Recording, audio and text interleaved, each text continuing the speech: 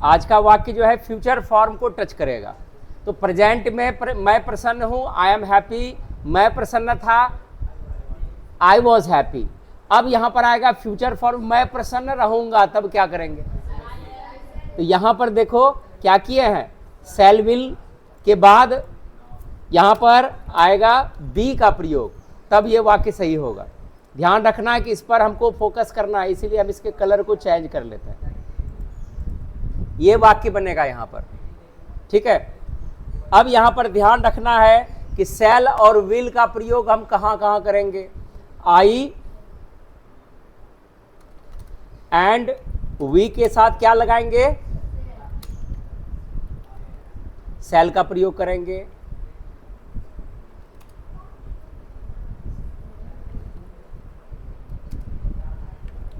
And with other all subjects will be used with will, ठीक है। और एक चीज ध्यान रखना है,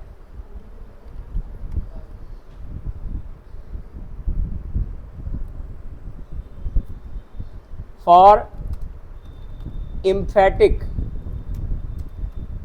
sentences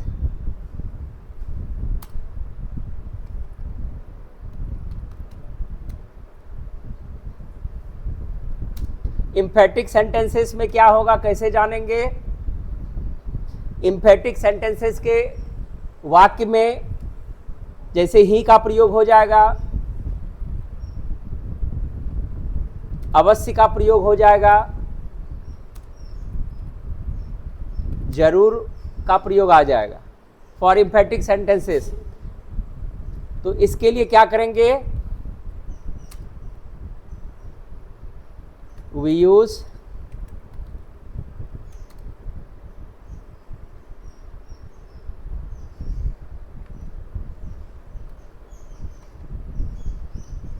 instead of shall we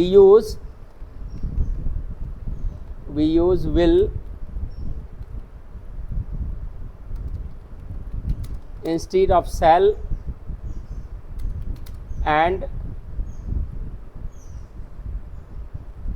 shall instead of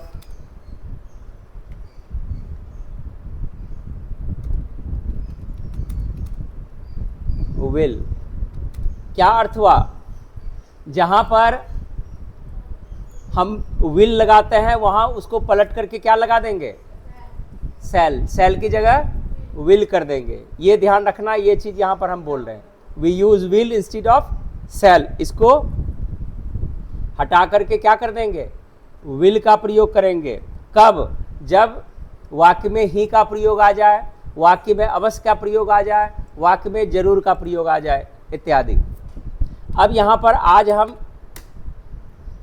exercise करते हुए कार्य करेंगे ताकि ज़्यादा से ज़्यादा आपको बेनिफिट हो, और आप लोग भी मेरे साथ बनाते जाएंगे। इसमें आएगा ट्रांसलेशन सेंटेंसेस, और इधर आएगा ट्रांसलेशन सेंटेंसेस ट्रांसलेशन। अब जो भी वाक्य लिखेंगे इसको आपको अंग्रेजी में चेंज करना है। मैं एक अच्छा आदमी बनूंगा।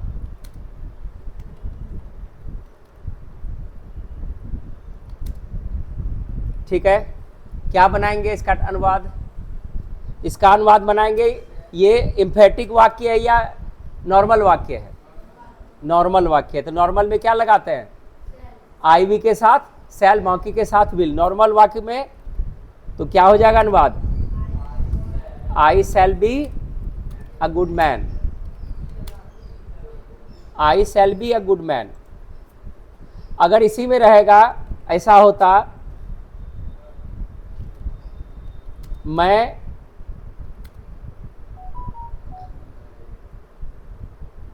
मैं एक डॉक्टर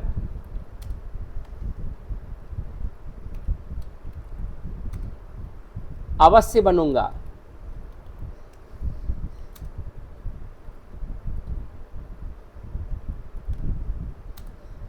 तब क्या होता है अनुवाद?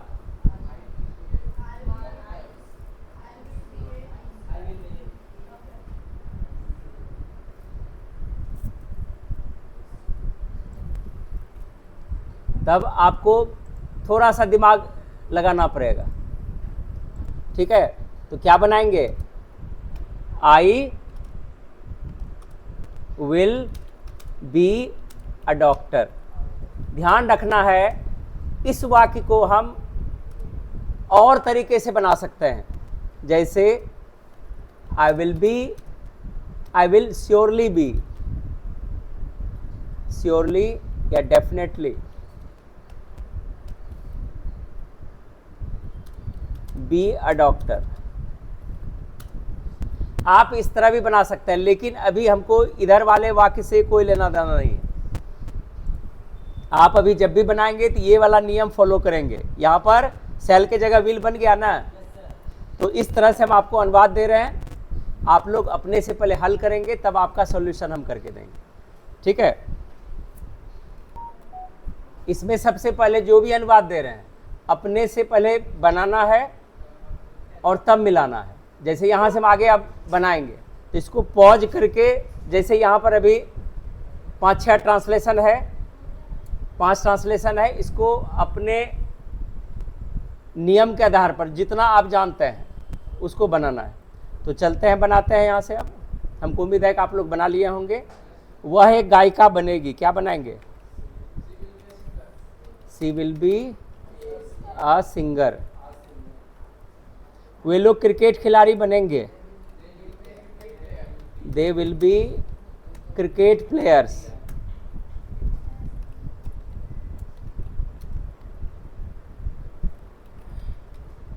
ध्यान रखना है कि सब्जेक्ट अगर बहुवचन में होगा तो इसके साथ आने वाला नाउन, ये नाउन है, यहाँ पर ये बहुवचन होगा, यहाँ पर एस नहीं लगाएंगे तो गलत हो जाएगा। हम लोग अवश्य देशभक्त बनेंगे। We will be patriots.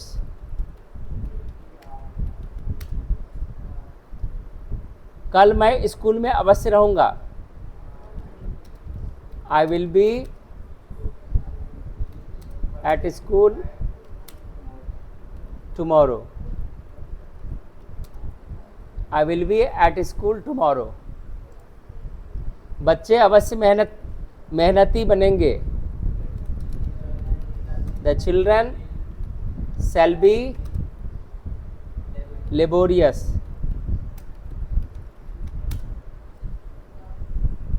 इसी तरह से इस वाक्य को निगेटिव करेंगे। ध्यान रखना है कि शैल विल के बाद नॉट आएगा और इसके बाद बी का प्रयोग नॉट के बाद आएगा। यहाँ पर बी नहीं लगाएंगे।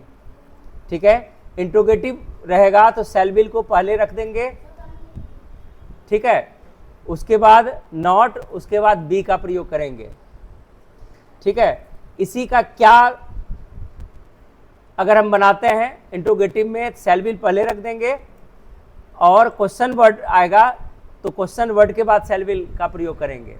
तो ध्यान रखना है कि जो सिंपल इंट्रोगेटिव होता है, मतलब जिसमें क्या शुरू में रहेगा, तो शैल विल को हमको शुरुआत में रखनी है, लेकिन क्यों कैसे रहेगा, क्यों कैसे के बाद शैल विल का प्रयोग करेंगे। जो स्ट्रक्चर इस प्रकार से है, इसको अपने से भी यहाँ पर हम जो इस तरह से दिए हैं कि अपने से बनाना है। ये हर बार देख देख के नहीं बनाना, आपको मिलाना है।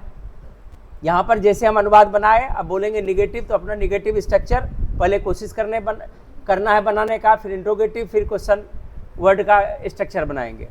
अब यहाँ से हम आपके लिए फिर से अनुवाद दे रहे हैं। ये अनुवाद आपको अपने पावर से बनाना है। इसको यहाँ पर पॉज कर लेंगे, फिर बनाएंगे, तब जो हम आपको बना के देंगे उससे मिलान करना है। तो वह मेरा मित्र नहीं बनेगा। क्या बनाएंगे अनुवाद? He will not be my friend. He will not be my friend. हम लोग तुम्हारे दुश्मन नहीं बनेंगे। We shall not be your enemies.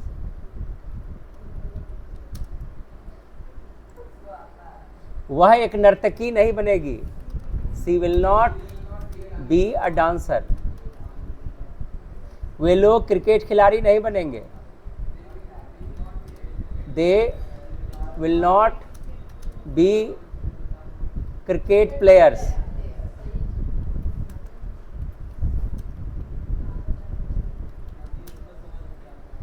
क्या हम लोग अवश्य देशभक्त बनेंगे? अवश्य लगा हुआ है तो विल का प्रयोग करेंगे. Will be patriots. Will be लगेगा. Will be patriots. बी को नहीं भूलेंगे. इसमें प्रायः बी मिस करने का डर रहता है. क्या कल मैं स्कूल में नहीं रहूंगा? इसमें क्या करेंगे? Shall I not be at school yesterday. हाँ, इसको लास्ट में रखेंगे. प्रश्न सूचक वाले में यहाँ ही शूट करेगा. भारत एक मजबूत राष्ट्र क्यों नहीं बनेगा? Why will India not be a strong country? Bharat, ये उल्टा हो गया. ये अनुवाद हम यहाँ ला देते हैं. बच्चे कैसे नहीं मेहनती बनेंगे? How will the children not be laborious?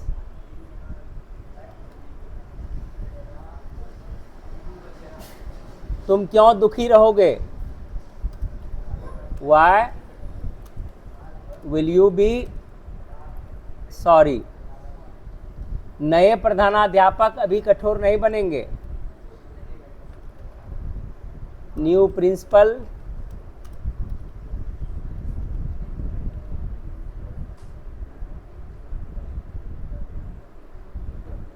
यहां पर पुल्डल इसको लेके चलो. New principles will not be strict.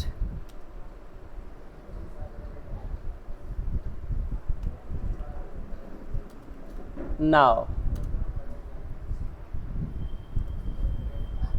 हमारी कहानी अच्छी कैसे नहीं बनेगी?